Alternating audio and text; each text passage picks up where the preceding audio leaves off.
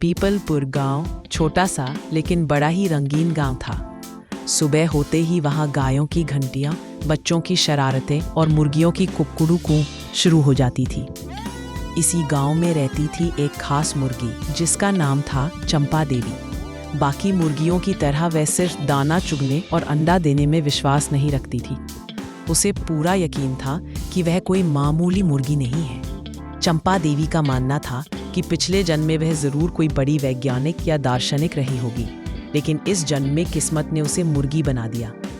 रोज सुबह अंडा देने के बाद पास रखे टूटे हुए शीशे में अपना अक्स देखती और गंभीर आवाज में बोलती, काश मेरे पंख नहीं हाथ होते, देश को मेरी बहुत जरूरत है। बाकी मुर्गियां यह सुनकर हंसती और कहती, चलो बहन ज्यादा मत सोचो, अंडा ठंडा हो जाएगा।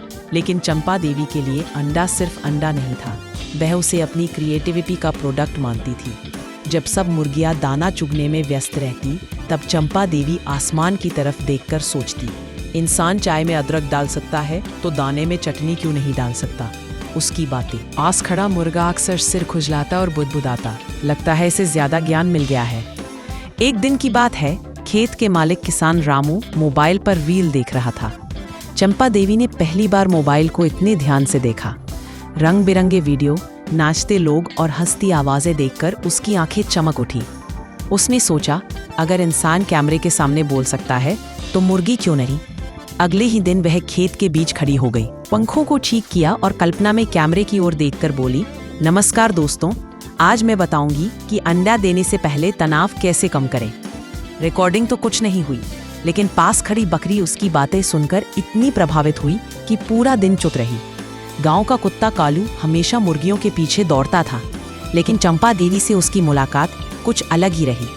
एक दिन जब कालू उसे डराने आया तो चंपा देवी ने शांत आवाज में कहा, भागने दौड़ने से क्या मिलेगा कालू, बैठो जिंदगी पर बात करते हैं।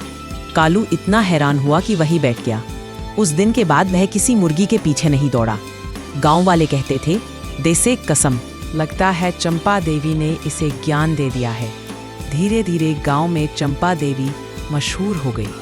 लोग उसे देखकर हंसते नहीं थे, बल्कि थोड़ा डरने लगे थे। सब कहते, इसे परेशान मत करो, ये सवाल पूछने लग जाएगी। बच्चे भी उसके पास आकर पूछते, चंपा आंटी, हम बड़े होकर क्या बने?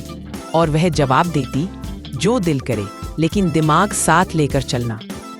चंपा देवी का सपना बहुत बड़ा नहीं था, वह बस इतना चाहती थी कि लोग उसे याद रखें।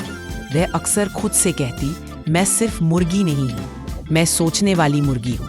और सच में पीपलपुर गांव में आज भी लोग कहते हैं, यहाँ एक मुर्गी थी जो अंडे से ज्यादा विचार देती थी। सीख यही है कि सोच बड़ी हो तो शरीर छोटा होने से कोई फर्क नहीं पड़ता।